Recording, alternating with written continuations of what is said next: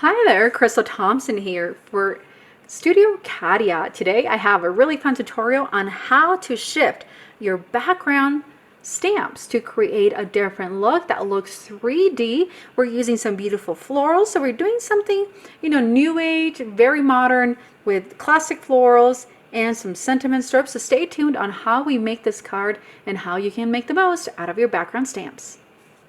All right, so for this project, we're using a variety of the Studio Cadia products.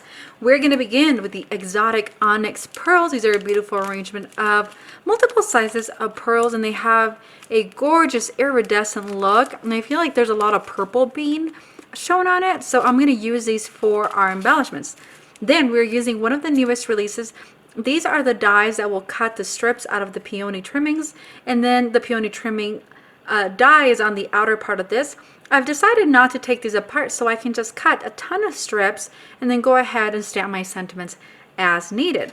Then I have stamped and Copic colored the arrangement from the peony trimmings, and then I actually did go ahead and fussy cut just because I wanted to get really close to the edge, but I'm really quite happy. And of course our color combination in this whole thing is purple. For our background stamp, we're using the zigzag stripes. I'm really loving the whole thing. We're going to be doing just a shifting of the stamp to create your own DIY background, and we're going to be using two different colors of purple. So to begin, you're going to need a Misty or a large block if you're very comfortable with your stamping. And we're going to place our white cardstock, and I am doing an A2 size card. We are going to begin with the darkest. In this case, I am using Altenil Lavender Fields, and I'm going to ink up the entire stamp. And because this is a large stamp, I feel like placing it on the Misty is going to achieve two things. You're going to be able to restamp where you missed it and then come back and shift it. I feel like we no longer stamp or we shift our stamps to make the most out of them, but this is a great way to use it. So I'm going to bring my sleeve and give it a little misty massage, make sure that I get everything. And I did pretty good. So I'm going to go ahead and I'm going to wipe this down, and I'm going to ink it up with that soft lilac, which is a lighter purple. All right, so I shifted my stamp just a little bit, and I was kind of cracking up because you could see on the foam, you're using large stamp, you could see the little lines of the zigzag. So you want to see how far you're shifting, you just have to watch the little line, and you'll see that you're placing the lines from the stamp to the lines that you had down. So depending on how much you want to shift, just follow those little lines and then use some purple tape to hold it down if you want to. Something to make it a little bit easier, you have a stamping pad under your Misty or your stamp positioner. It would make it much easier to see those little lines. So it's not much of a shift, honestly. It's just going to give it that different color. So I'm using that soft lilac, which is a really light purple color. We're going to stamp down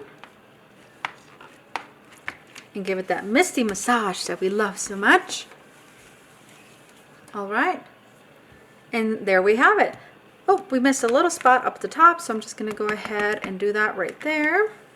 And it looks like we missed that spot on both colors, so that's all right. Okay, so I'm pretty happy with the way this turned out. You have kind of a very fun look to it. We can go ahead and trim it or use your some dye to get the edges off of it. I'm just going to go ahead and trim it and move on to our next step of our card making. All right, so I thought I had mentioned earlier that I did not separate my peony trimmings just because I wanted to be able to use them as strips. So when you get all these little strips out of one piece of cardstock, and then you have all these strips later on, and I hope that you guys save your scraps because you can just go ahead and cut a ton of strips using your scraps, and you see I didn't use a very large piece. All right, so for my sentiment, I have sending happy thoughts, and I'm going to be using that darkest of purple ink, and we just need to figure out what strip do we want to use. And I feel like, yep, that one's going to fit perfectly. So it's the one with the two corners at the edge. We're going to ink this up fairly quickly,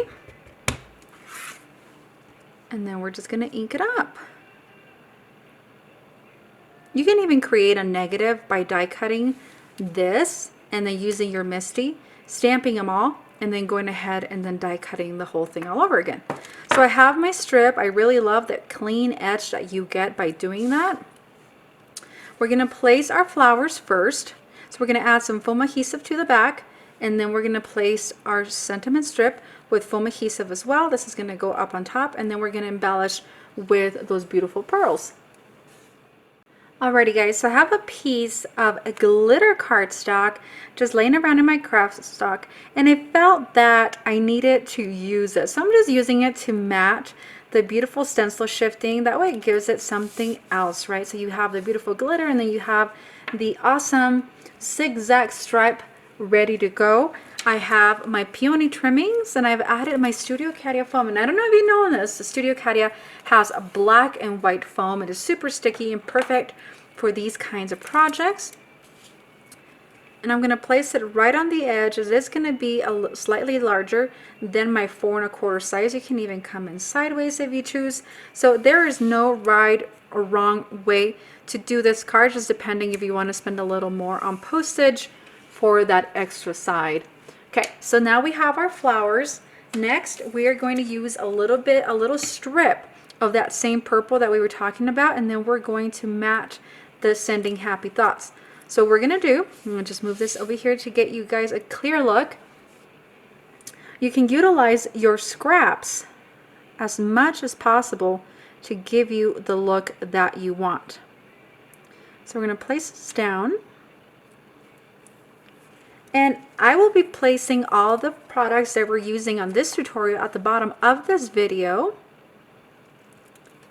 And now you have a really cool sentiment strip that we can just go ahead and place, so you can add more foam. And that is exactly what we're going to do. I'm going to bring back this black. You can go ahead and use white, whatever color that you've got. But I feel like the Studio Cadia foam is amazing for shaker cards. Like, it's super sticky. I never seen anything like it. If you have any excess, you can just trim the edges of your foam adhesive. And that's really it. And then we're gonna just press this down. And this foam is not going to go anywhere. It really is as sticky as I've ever encountered. So I'm gonna pull that back. We're gonna bring back our card.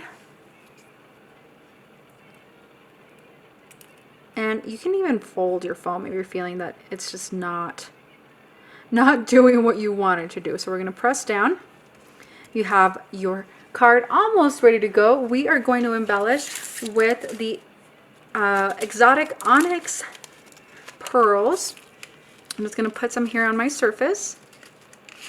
And then we are going to be using our Studio Cadia embellishment wand.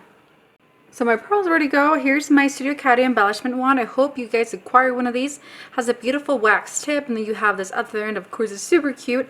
And what we're going to do, we have some adhesive ready to go. Just kind of added some glue dots. And all I'm going to do is grab with a very light hand the pearls.